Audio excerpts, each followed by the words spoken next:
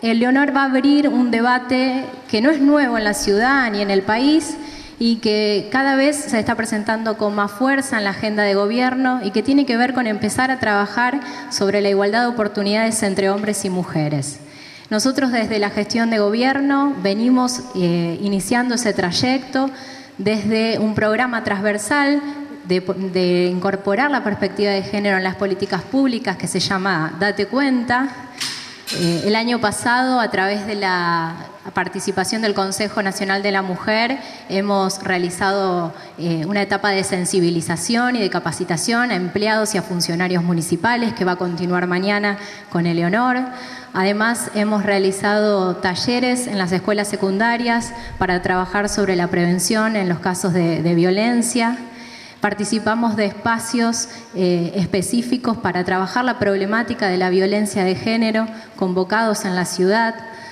Algunas áreas de la gestión ya están más familiarizadas y desarrollan políticas concretas, como es la Subsecretaría de Economía Social y Empleo, quien, atendiendo a la vulnerabilidad de las mujeres en la búsqueda de trabajo, las capacita y las forma especialmente. En el sentido de la preocupación por la creciente ola de violencia, hemos ya en reiteradas oportunidades planteado a la Subsecretaría de Políticas de Género la necesidad de avanzar en puntos concretos que establece la reglamentación y que tiene que ver con el conocimiento de los diagnósticos de situación de violencia en la ciudad, con la designación del personal específico y capacitado y con la elaboración de los protocolos de actuación que nos ordenen en el territorio. Por eso hoy, en conmemoración de lo que es el 8 de marzo, el Día Internacional de la Mujer, quisimos generar esta actividad de reflexión que tiene que ver con el reconocimiento de los derechos conquistados, de las luchas conseguidas, y también abrir esta reflexión para ir planteando todos los desafíos que aún nos faltan. Muchas gracias, Julia. Bueno, muy buenas tardes a todas, a todos. Bienvenidos. La verdad que para mí es un orgullo y una alegría estar en la célebre ciudad de Rafaela y poder reunirnos en este espacio tan hermoso que han preparado de la municipalidad para que lo disfrute la población de Rafaela. Bueno, la charla de hoy la titulamos de los estereotipos a los derechos y vamos a ir observando un poco por qué le pusimos ese nombre. Pero la idea es reflexionar un poco sobre, en conmemoración del día 8 de marzo, que es el Día Internacional de la Mujer, encontramos que claramente hay un solo día, una fecha, todos estamos de acuerdo que es el Día Internacional de la Mujer, el 8 de marzo, pero hay dos miradas diferentes que están permanentemente en tensión en esos 8 de marzo. Una tiene que ver con estos, o sea, podemos graficarlas con estas dos imágenes. Una es las fotos que recibimos por WhatsApp, cuando nos dicen feliz día, las mujeres, como si estuvieran celebrando que somos mujeres, que tenemos la capacidad de reproducirnos o algo semejante, ¿no? Que embellecemos la vida, ¿no? Ese tipo de cosas que escuchamos. Y la otra tiene que ver con lo que es en realidad el 8 de marzo, que es una conmemoración de todo un proceso de lucha y de conquista de derechos que hemos atravesado las mujeres durante tantos siglos y una lucha que hoy también se han sumado otros movimientos de diversidades y que se han ido incluyendo también hacemos alianzas con otro tipo de luchas. Entonces, la primera mirada la conocemos, la vemos en todos los diarios, están en nuestro Facebook, en todos lados, ¿verdad?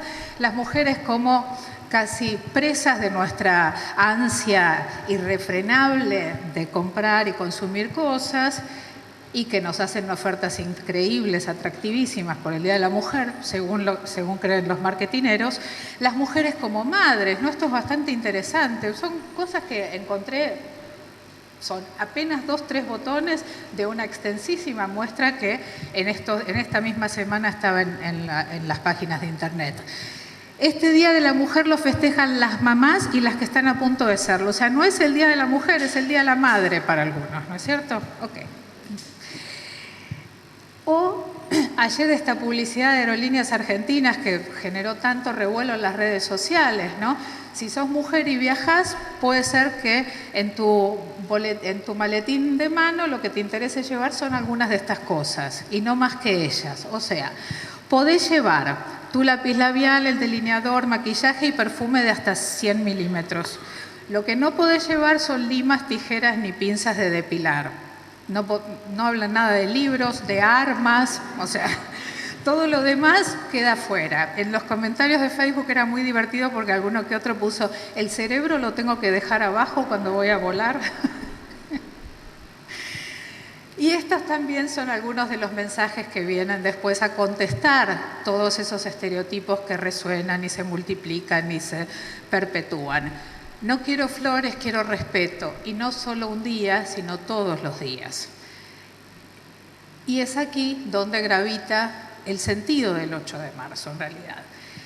Vale la pena recordar, aunque ya ahora, por suerte, se ha ido difundiendo y todos estamos conscientes de esta situación, que el origen del 8 de marzo, o por qué se pide tan fervorosamente que se proclame un Día Internacional de la Mujer, fue este incendio intencional que hubo en una fábrica de camisas en Nueva York en 1911, donde mujeres trabajadoras estaban reclamando por mejores condiciones laborales y se incendió la fábrica y allí murieron 123 mujeres y 23 hombres trabajadores. Esto fue un incendio intencional. 3 años antes había habido otro de igual envergadura, con lo cual ya se iba volviendo una práctica sistemática de una crueldad inimaginable en épocas donde los derechos laborales tampoco estaban siendo reconocidos, pero las mujeres vivían esa profunda explotación donde además, por supuesto, no existía ni la licencia por maternidad, las mujeres parían y se iban a las fábricas con sus crías, etcétera, etcétera. Digamos, eran situaciones muy, muy complicadas, ganaban $7 por semana y frente al reclamo la opción fue matarlas, no extender sus derechos. Entonces, el Día Internacional de la Mujer, en realidad lo que se conmemora es la lucha por la igualdad de derechos. Es las mujeres que de manera organizada fueron trabajando y agrupándose para defender sus derechos. Vale la pena hoy, que ya hace más de 100 años de esta situación del incendio en la fábrica de Nueva York, reponer un poco el camino atravesado. Entonces, ¿de dónde venimos? O sea, para poder ver dónde estamos hoy y para poder ver también qué nos falta y poder pensarlo también entre todos y todas. Venimos de una situación de siglos de una idea muy generalizada acerca de la inferioridad de las mujeres respecto de los varones, ¿no? Las mujeres son inferiores a los hombres, básicamente fue una proclama, una idea, una representación social, diríamos los sociólogos, muy, muy asentada durante siglos y se ha ido construyendo realmente tratados filosóficos, pedagógicos que trabajaban alrededor de esa idea.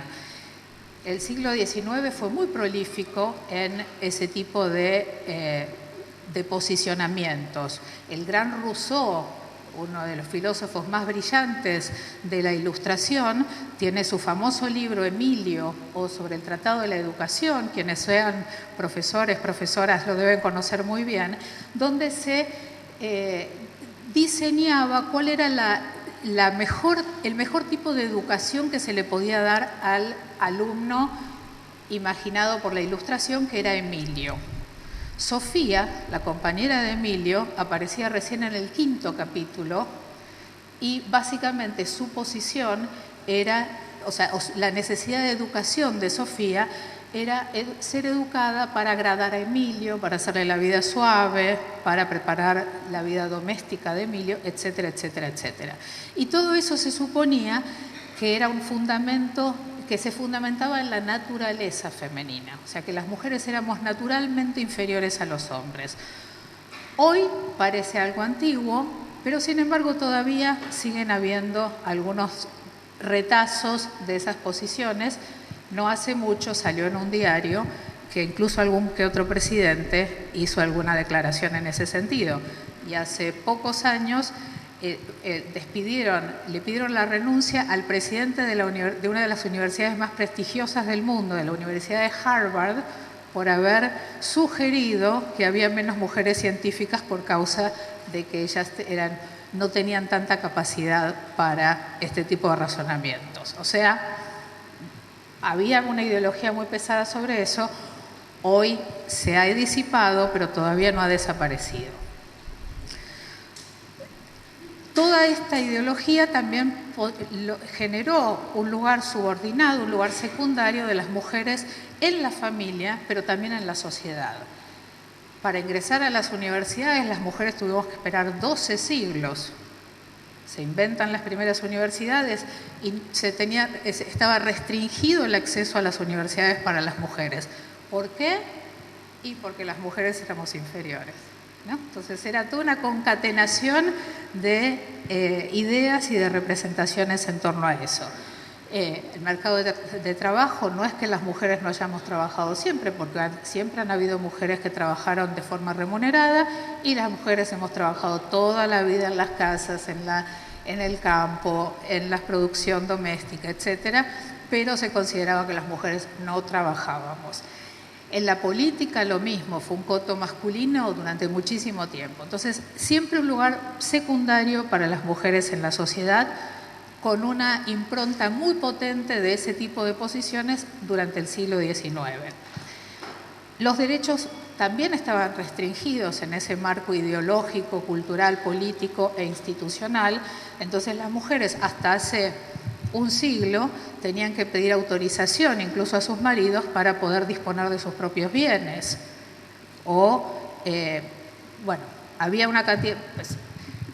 a principios del siglo XX, una mujer sola no se podía hospedar en un hotel en la ciudad de Buenos Aires, ¿no? Esas son cuestiones que van recogiendo los historiadores y las historiadoras, sobre todo, que van mostrando cómo era la condición femenina hace apenas un siglo en nuestro país. Claramente todo eso fue cambiando. El siglo XX fue el siglo de los derechos. Se expandieron muchos derechos, se fue logrando un posicionamiento diferente de las mujeres en la sociedad, también en la familia, en el mercado de trabajo y en diferentes planos.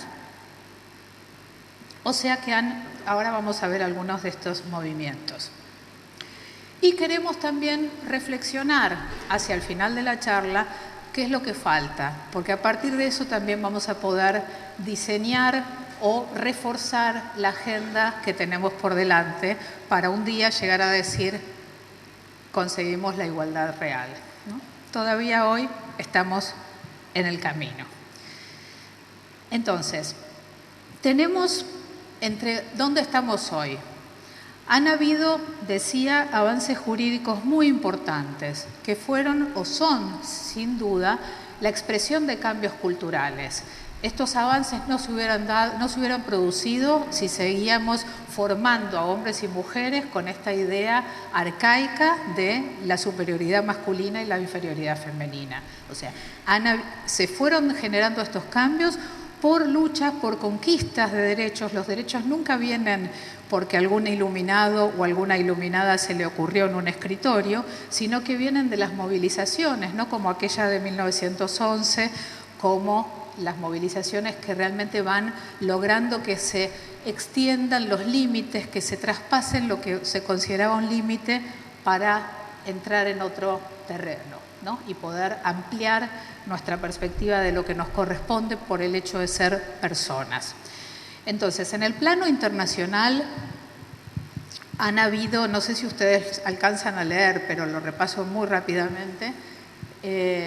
En 1948 decía el siglo XX fue el siglo de los derechos, ¿no? A nivel universal. La Declaración Universal de los Derechos Humanos, acordada luego que finalizó la Segunda Guerra Mundial, ¿no? Los estados espantados frente a esa